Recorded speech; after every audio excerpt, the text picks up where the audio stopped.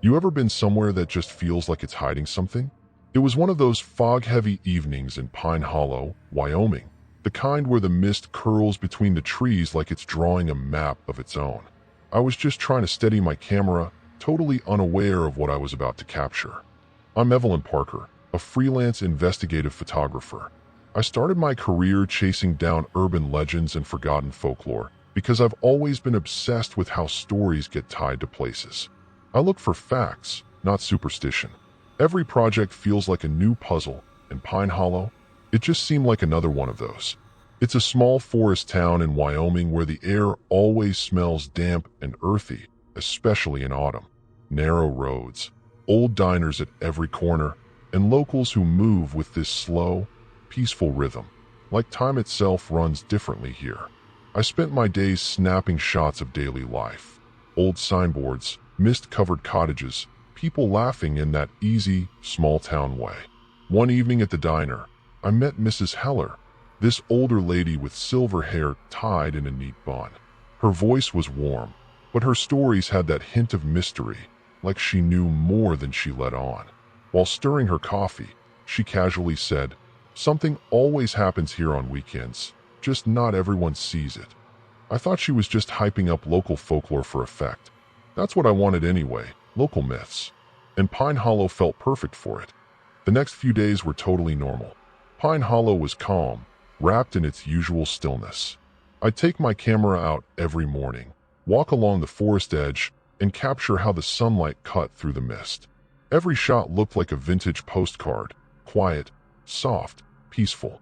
At the diner, I'd chat with locals, someone talking about fishing, another showing me old fair photos. Everything about that town felt so predictable, almost too perfect. Then one afternoon at the gas station, this middle-aged guy named Jake said, "They meet up on Saturdays. You covering that? No entry fee or anything." I thought he was talking about some town fair or a community event. I smiled, but the look in his eyes said otherwise, like he instantly regretted saying it. As Saturday night got closer, the town's vibe started to shift. The air felt thicker, heavier. Birds went silent, and deep in the pines, I could hear this low, steady hum. Almost like the forest itself was breathing. In my notebook, I scribbled, "Town peaceful, but forest seems awake." I didn't know then, that line wasn't just an observation. It was a damn warning. Saturday night, the woods were dead silent. Normally, you'd hear leaves rustling or a distant owl. Not that night. I grabbed my night vision camera, recorder, and tripod and started walking in. The ground was soft and damp, every step making a slow suction sound. The deeper I went, the colder it got. Then I saw it, a faint glow through the fog. First one light, then two. I figured it was campers or hikers. But the lights weren't moving naturally. They swayed slowly, like lanterns being carried by invisible hands. I heard footsteps crunching behind me. I spun around, flashlight out, nothing. Then the sound came again, this time from my left. It was like something was circling me, staying just out of sight. I set up my tripod and hit record. Through the lens, I saw a circle of candles perfectly spaced out. Around them stood several hooded figures, completely still, totally silent. My camera kept trying to autofocus, but every time it locked on their faces, the image blurred. It was like the lens refused to capture them. A single thought hit me over and over. This isn't a photo shoot. I'm standing in the middle of something else. I kept telling myself I was just tired. Maybe the fog and low light were playing tricks on me.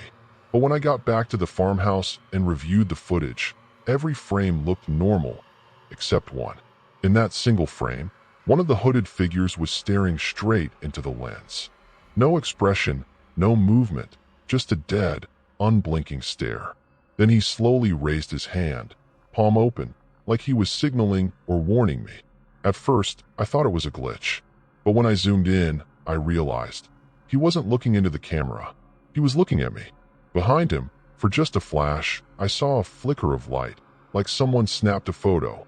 Then the whole screen went black. I couldn't breathe. I just sat there, frozen, the laptop fan humming in the silence. Then I plugged in my headphones, and that's when I heard it. A low, whispering chant in the background.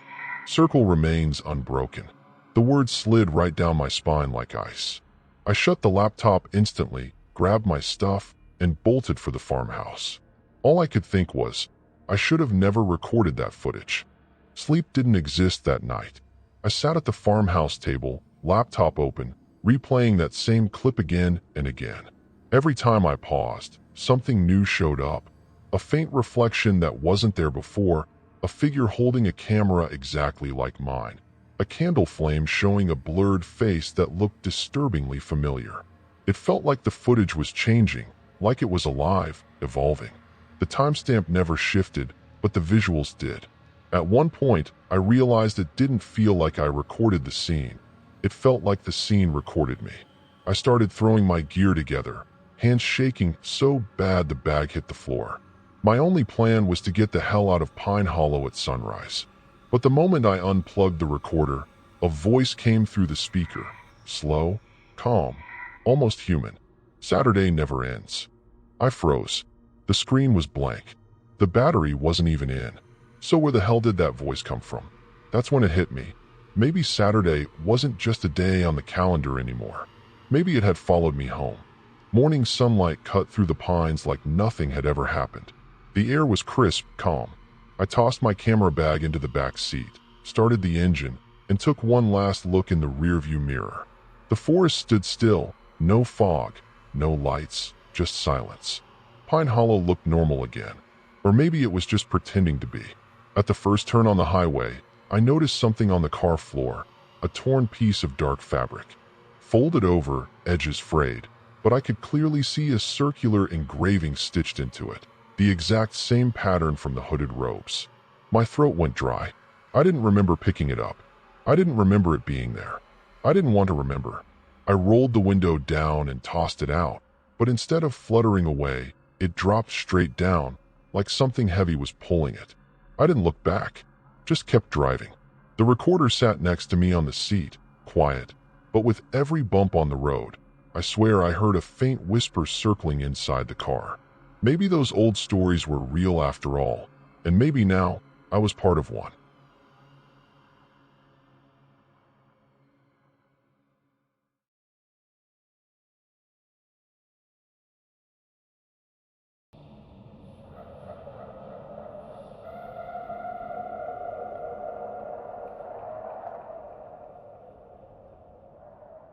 Ever been to a place where even the dirt feels scared to breathe? Behind this old farmhouse in Salem, Massachusetts, there's a patch of ground where nothing grows. Not grass, not moss, not even weeds. Locals call it the Ash Circle. I'm Ryan Cooper, an independent paranormal researcher and documentary writer. I've spent the last 10 years digging into places where history and mystery kind of blur together. For me, Salem was just another assignment. Another case I could explain with science. I never believed in the supernatural. Every ghost story, in my head, had a logical reason behind it. Maybe moisture reflections, magnetic interference, or just someone's overactive imagination. That was my biggest flaw. I broke everything down into data and proof. Fear and emotions were just variables to me. When a local archivist mentioned the Ash Circle, I got curious. They said nothing had grown there for centuries. No plants, no moss. Folks whispered that witches were burned on that very spot, their ashes cursing the soil forever. I laughed it off, probably sulfur imbalance or toxic dirt. I figured I'd find a geological anomaly. But turns out, some places aren't meant to be explained, they're meant to be avoided. It was mid-afternoon, the sunlight sharp, the air still. The farmland behind the old house looked frozen in time. I launched my drone for a simple topographic scan, just to map out the layout of the so-called Ash Circle. Everything on the camera feed looked normal, dry brown soil, scattered patches of weeds, until one spot stood out.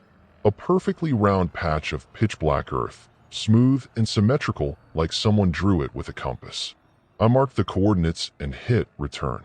As the drone began flying back, the live feed flickered.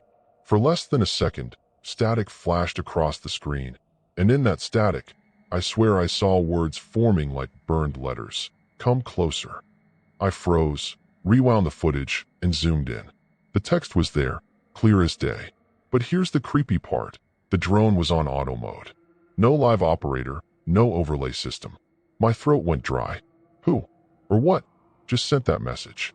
That night, I decided to stay in the farmhouse, an old colonial building that looked untouched since the 1800s. Peeling paint, warped beams, old soot stains in the corners. The wind was dead still. Even the trees looked frozen. I set my recorder on the table, jotting down details, soil type, temperature, anomalies. Everything seemed fine until the first knock came. A slow, deliberate tapping from inside the wall.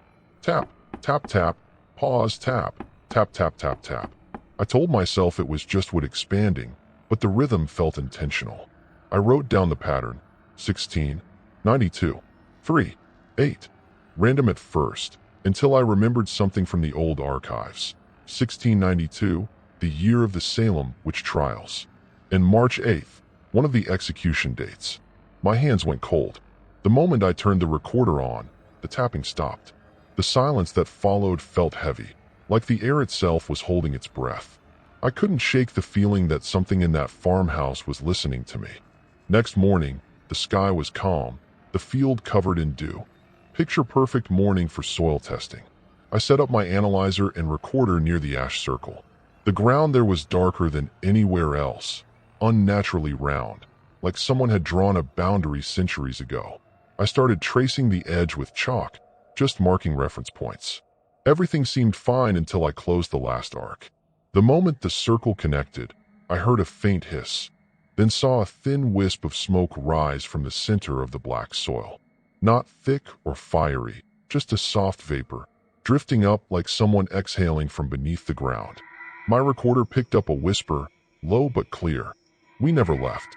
You just stopped burning us." The chalk slipped from my fingers. The soil under my feet felt warm, too warm. I pulled out my thermal camera, but the screen showed no heat source at all. The wind had gone dead again. The dirt, though, looked like it was subtly vibrating. That's when it hit me. This patch wasn't just barren. Someone, or something, had sealed it shut. Night fell, and everything around the farmhouse went disturbingly quiet. No crickets, no rustle, just silence, broken only by a faint metallic clink from underground, like a chain being dragged. I grabbed my flashlight and headed straight to the ash circle. As I scraped the ground, my shovel hit something solid, a rusted iron key covered in soot. The second I touched it, my recorder, which was turned off, clicked on and played a whisper. "You unlocked it again." My blood ran cold. The air around me dropped in temperature, but the dirt beneath my boots was getting hotter. I watched as the soil began to sink, forming a slow, circular depression right where I'd drawn the chalk line earlier. It wasn't collapsing, it was opening. Everything around me froze. No sound, no movement. The ground felt alive, like it was inhaling. I stood there, realizing too late. I'd just woken something ancient. By morning, everything looked perfectly normal.